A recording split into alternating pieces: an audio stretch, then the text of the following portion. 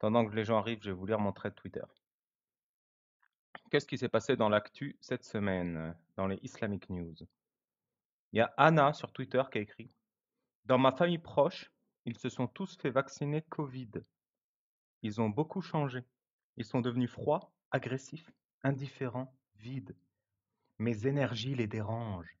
Je suis obligé de couper les ponts avec eux car ils sont insupportables. Et vous, comment ça se passe? 2000 likes, 700 retweets. Benoît Barré a répondu: J'ai fait mes propres recherches. Ce serait lié au fait qu'ils aient des proches anti-vax.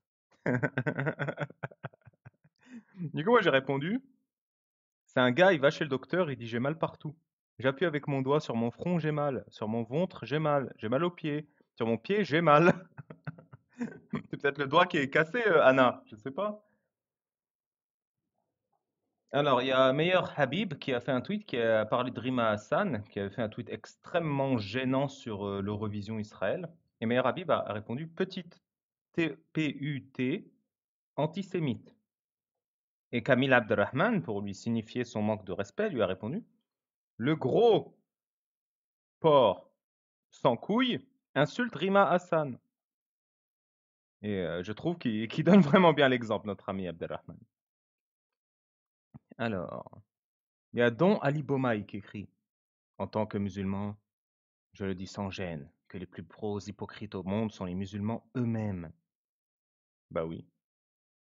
La convergence des luttes nous a laissé croire que l'arabe et le noir vivent dans une bonne fraternité, ce qui est loin d'être le cas. C'est une base en islam, hein. Il y a une hiérarchie entre les êtres humains et les noirs, ils sont pas au-dessus, hein. D'ailleurs, essayez de deviner qu'est-ce qu'on fait dans les pays arabo-musulmans, même d'Afrique, hein, même les pays d'Afrique noire, à celui qui dit que le prophète Mohammed était noir. Je vous le dis direct, on le pragmatise, on le décapsule. On lui sépare la tête du corps par une pression chirurgicale sur la nuque avec un objet contondant. Ou boulier.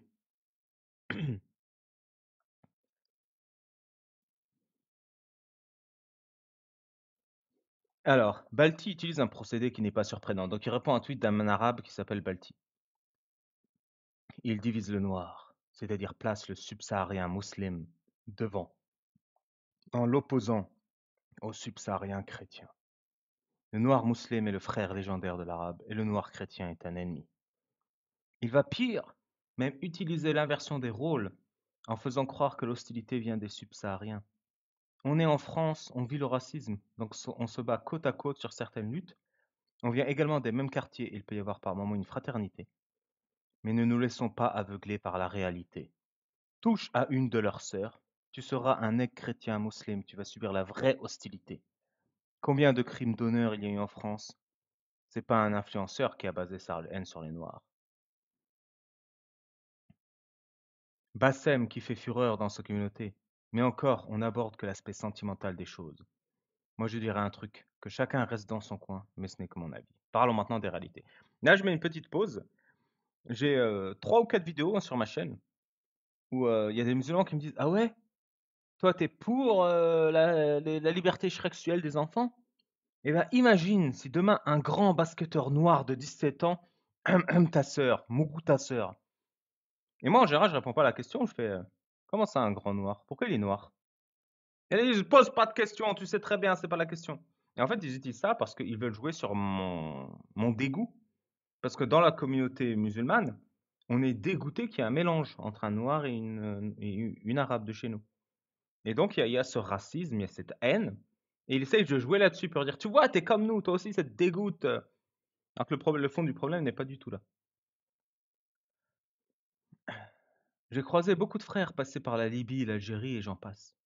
Croyez-moi qu'ils préfèrent largement vivre le racisme en France que subir ce qu'ils ont subi. Il y a une haine viscérale du noir dans les pays arabes. Je suis témoin. J'ai grandi en Arabie Saoudite, en Jordanie et en Syrie. Déjà, il n'y a pas de noirs. Pourquoi il n'y a pas de noirs? Parce que comme on les émascule, les esclaves, il n'y a pas de descendants d'esclaves. Du coup, ils font pas d'enfants et du coup, vu qu'il n'y a plus d'esclavage, bah, il n'y a plus de noirs chez nous. Et ensuite, on les déteste. On les déteste du fond du cœur. C'est impossible. C'est inenvisageable qu'un noir épouse une arabe. C'est impensable. Ils ont toujours leur statut. D'ailleurs, même dans certains pays, comme la Tunisie, les descendants d'esclaves ont ce statut sur leur carte d'identité. Et ils sont enterrés dans un cimetière de descendants d'esclaves, pas un cimetière de musulmans, même s'ils sont musulmans. Alors, enfermés dans des cages en Libye, c'est vrai. Traités comme des esclaves en Tunisie, ben voilà, c'est vrai. C'est un pays où même si sur ta carte d'identité, la mention esclave concernant les Noirs était mentionnée il y a encore quelques temps. Voilà, mais en Tunisie, tu vois, c'est sur ta carte d'identité, descendant d'esclaves, mais ça veut dire esclave, hein, ça veut pas dire quoi. C'est-à-dire que tu n'as pas les mêmes droits qu'un Tunisien. On est tous là à parler de Free Palestine, même en Palestine occupée, tellement le noir est méprisé, les Arabes arrivent encore à exprimer leur racisme envers des Palestiniens noirs, pas des migrants, des noirs même. L'hypocrisie arabo-musulmane laisse entendre que le cas palestinien est un cas humain, et que partout où le musulman est maltraité, alors ils dénonceront. Pourquoi ne dénoncent-ils pas l'esclavage en Mauritanie? Oui, c'est ce que je dis, ils sont hypocrites, moi je le dénonce. Parce que la victime est un noir et que l'esclavagiste est un arabe, ce qui est le cas. On est en 2025 et des noirs sont encore esclaves dans des pays à majorité noire dirigés par des arabes. La plupart des noirs musulmans se taisent car soumis à l'influence arabe.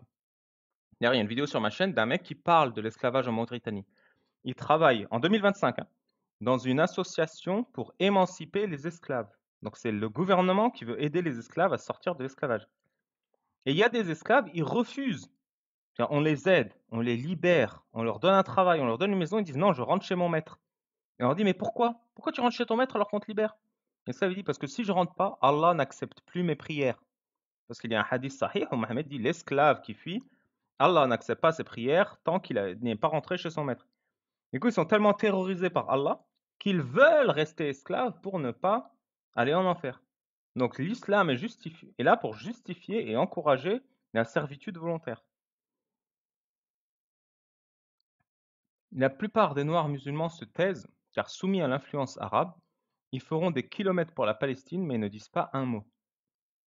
C'est simplement le racisme français qui nous rapproche, sinon la réalité dans le monde arabe est tout autre. Le mec, il est presque lucide. Il est à 2 points de comprendre qu'il n'y a pas ce racisme français dont il parle. Il y a du racisme en France, je nie pas le truc. Mais il arrive pas à en fait, il est obligé d'inventer, d'exagérer un racisme français pour rendre le racisme et l'esclavage dans le monde, dans le reste du monde, un peu plus tolérable. Mais la différence, elle est flagrante. Il a même dit lui-même, il y a 2 tweets plus haut. Genre, il y a une différence quand même entre un CV refusé parce qu'on se dit: «Oh, il est black» et être dans une cage. Une différence, elle est grande comme le ciel et la terre. Mais le gars, il s'en rend même pas compte, il arrive pas. Parce qu'il est lui-même soumis à cet islam. Il a lui-même l'illusion qu'il faut une fraternité entre les noirs. Mais c'est pas ça. Il faut une fraternité entre les êtres humains, que tu sois noir ou pas, mon pote. Et il y a des gens qui disent attention, si tu évoques la négrophobie dans le monde musulman, on va dire que tu divises et que tu fais la fitna. C'est exactement ça. C'est exactement ça.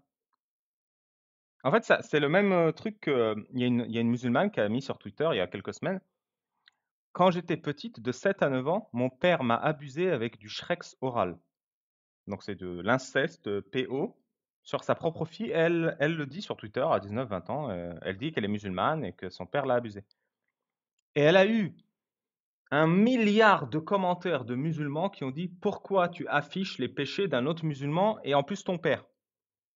Car au lieu que leur commentaire ce soit je suis désolé pour toi, je te souhaite qu'on te rende justice, qu'on te protège de ce criminel, on lui dit pourquoi tu affiches des péchés. Donc pour eux, afficher des péchés, créer la discorde, la fitna, humilier un musulman pour ses crimes et donc donner une mauvaise image d'autres musulmans par extension, c'est un crime pire que de se taper sa fille.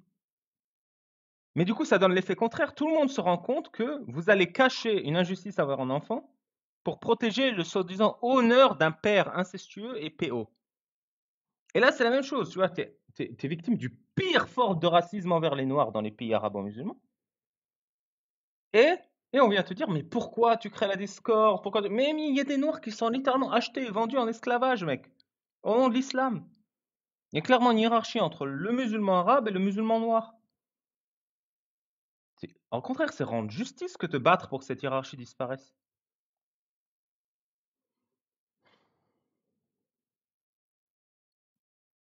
Ensuite, il y a un mec qui est mort, il s'appelle Wei Renoir. Et il y a plein de gens qui ont dit arrêtez d'écouter sa musique. Et parce que ça lui fait des péchés dans sa tombe. Le mec, il était rappeur, il était dealer, il se tapait sûrement une nana par jour. Il était clairement tout sauf musulman. Et en plus, il faisait de la musique. Et quand il meurt, on dit arrêtez, arrêtez, arrêtez, il prend des péchés. Alors, on veut te contrôler même après sa mort, le gars. Ils sont hallucinants. Ils sont hallucinants, ils ont halluciné. C'est-à-dire, les mecs, ils supportent pas. Et ils disent que tous ceux qui disent c'est débile, c'est des fachos. Mais mon pote, il faut avoir de la merde dans les yeux pour voir que ton pote, il est pas musulman. Il respecte rien de l'islam. C'est de la musique. T'es millionnaire. Il faisait des paris. Il faisait de la drogue. Il faisait du Shrex. Ah non, c'est bon, il les a eu ses péchés. Je veux dire, tu vas plus faire la différence avec sa musique. Et pourquoi t'écoutais sa musique de son vivant? C'est quoi cette hypocrisie? Pourquoi tu faisais pas les rap, tu cassais pas les couilles de son vivant déjà? Donc tellement hypocrite parce qu'ils veulent en fait, ils veulent un pouvoir sur les gens. Et donc ils testent. Est-ce que j'ai le pouvoir d'empêcher les gens d'écouter de la musique? C'est toujours ça, hein. Les autorités religieuses musulmanes, elles testent à quel point elles peuvent bander. Est-ce que j'ai le pouvoir d'empêcher les gens d'écouter la musique? Je bande un peu. Est-ce que j'ai le pouvoir d'empêcher les gens de s'aimer librement? Je bande un peu. Est-ce que j'ai le pouvoir de faire donner de l'argent à des gens? Je bande un peu. Est-ce que j'ai le pouvoir de faire que 40 mecs lèvent le cul en même temps dans une seule rangée? Je bande un peu. Et tout ça, ils le font parce que ça leur fait plaisir le pouvoir. Et à la fin, c'est est-ce que j'ai le pouvoir de me marier à 4 femmes dont certaines sont mineures? Et ils diront rien.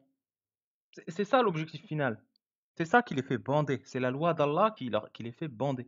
Et le pouvoir qu'elle donne.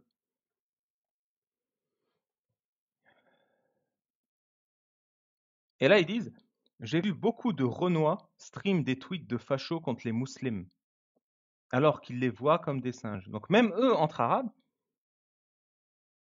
ils disent qu'on voit les Renois comme des singes et que c'est des fachos anti-musulmans qui disent ça. Alors que tout ce qu'on leur dit, mec, c'est, eh, détends-toi, frérot. Il est mort, c'est bon. Arrête de contrôler les gens. Écoute sa musique si tu veux. Il va rien se passer. Arrêtez d'halluciner collectivement. Et pour eux, juste ça, c'est facho, extrême droite, raciste, anti-musulman, NA, voilà, N-A-Z-I. Espérons que les musulmans comprennent enfin. Ils sont dans leur délire, hein, ils sont totalement dans leur délire victimaire, genre ils ont raison. Espérons que les musulmans comprennent enfin pourquoi Allah nous a dit qu'ils ne seront pas satisfaits de nous tant qu'on n'aura pas mécru comme eux. Alors pour lui, mécroire, ça veut dire continuer d'écouter de la musique de rap d'un mec qui est mort.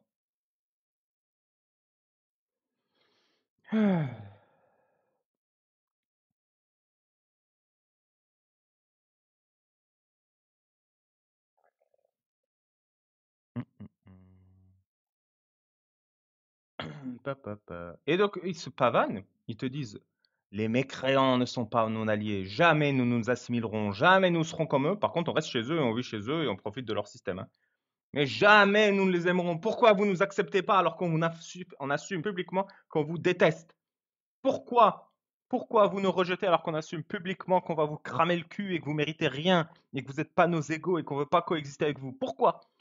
Et les gars ne comprennent même pas l'erreur de raisonnement. Tu t'assumes publiquement comme un haineux et tu es surpris qu'on ne t'accepte pas. Et ils ne le réalisent même pas. Ils réalisent même pas. Ils disent non, non, j'ai le droit de vous détester et que vous m'acceptiez comme je suis.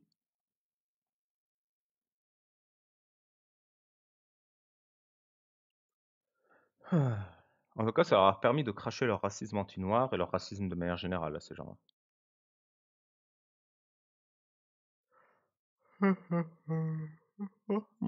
Ah, j'ai vu un truc qui était sympa, c'était libérer vos femmes avant de libérer la Palestine. Et je suis bien d'accord. Et du coup, il y a une liste. Les femmes en islam, d'après le Sahih Bukhari 2658, ont une déficience intellectuelle. Coran 4.34 peuvent être battus. 65.4 peut être mariés avant la puberté. Coran 23.5.6, 70, 22.30, 4.3 peuvent être des esclaves sexuels. Ne peuvent pas refuser leur mari quand ils appellent au lit. Bukhari 32.37. N'ont pas le droit de mettre du maquillage. Coran 24.31. Leur témoignage dans un procès est la moitié de celui d'un homme à cause de la moitié de l'intelligence. Bukhari 26.58. Et la moitié de l'héritage d'un homme. Coran 4.11. Donc libérez les femmes, les mecs. Libérez-les. Et d'ailleurs, j'ai eu un témoignage ce week-end que j'espère je pourrais vous partager. C'est une femme musulmane qui a quitté l'islam vers 30-35 ans.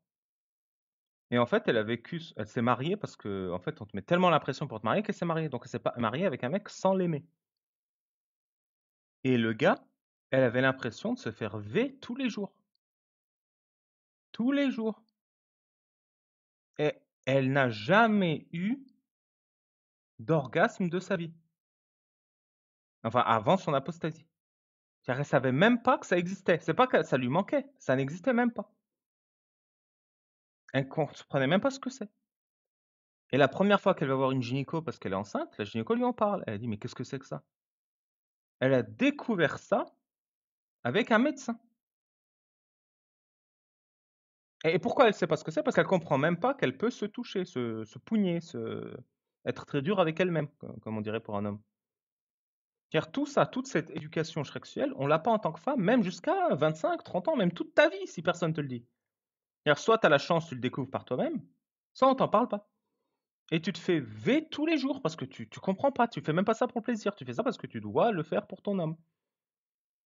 C'est comme ça qu'on te vole ta vie. Et à un moment, je lui dis la phrase de l'apostat à faire. L'enfant que j'ai été n'est jamais devenu adulte, et l'adulte que je suis n'a jamais été un enfant. Et là, elle m'a dit, j'ai la chair de poule tellement cette phrase, elle me parle. Voilà. Là, j'ai un tweet qui a marché, je sais pas pourquoi. En Afghanistan, Habiba, 7 ans, a été mariée à un homme de 26 ans pour 2000 euros. Et moi, j'ai écrit, musulmans, indignez-vous. Parce que tout le fond du problème est là. Pourquoi les musulmans ne s'indignent pas en masse contre cette pratique de l'islam? Si c'est une mauvaise pratique de l'islam, alors ils devraient tous se battre pour faire comprendre que c'est mal, que c'est mauvais, que c'est méchant. Mais ils ne le font pas, ils ne s'indignent pas, ils restent passifs face à l'injustice quand elle est faite au nom d'Allah. Et il est là tout le problème. L'islam, elle ne fabrique pas des terreaux. L'islam fabrique des gens passifs face à l'injustice au nom d'Allah. C'est ça le plus grand danger de l'islam. Ça rend inerte, ça anesthésie.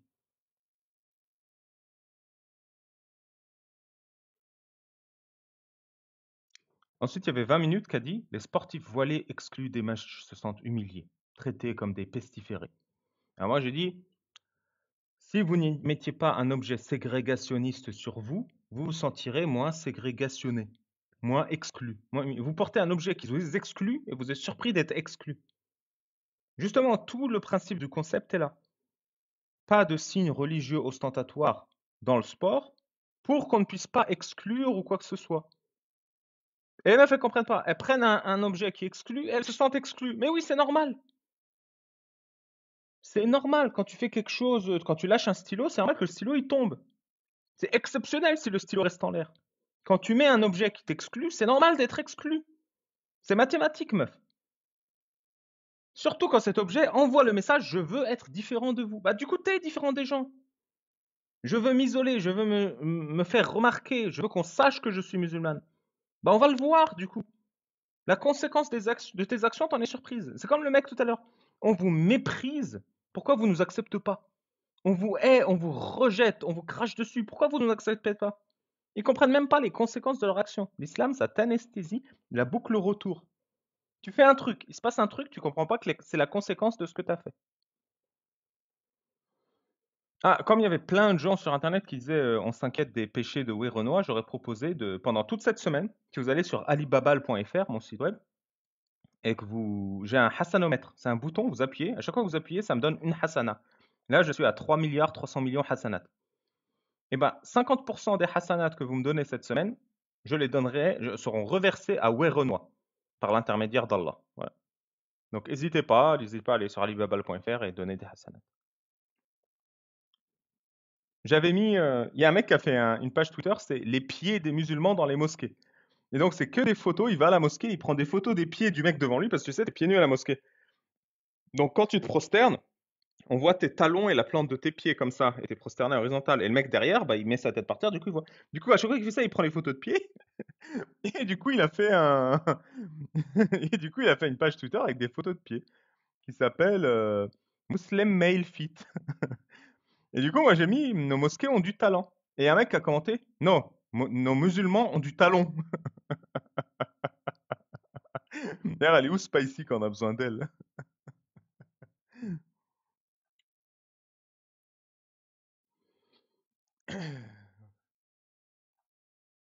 Ensuite, il y a eu quoi? Ah, j'ai eu un truc en tête, mais j'ai oublié.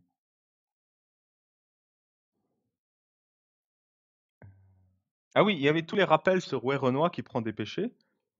Et il y a un mec, après, je crois, il y avait eu un genre d'élection de parti où Laurent Wauquiez a perdu contre, comment il s'appelle, Retailleau, un 25 contre 75.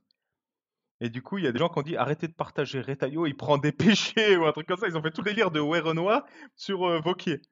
Genre, ouais, enlever. Ils ont fait plein de références politiques en disant arrêtez d'écouter Retailleau, le pauvre. Genre, il s'est fait abattre dans le débat. Et du coup, il parlait comme s'il était mort. Et qu'il fallait qu'il arrête de prendre des péchés. Il faut que je vous retrouve le thread là. Ça m'a fait mourir de rire, mais je l'ai pas repartagé. Voilà, les Babalo News.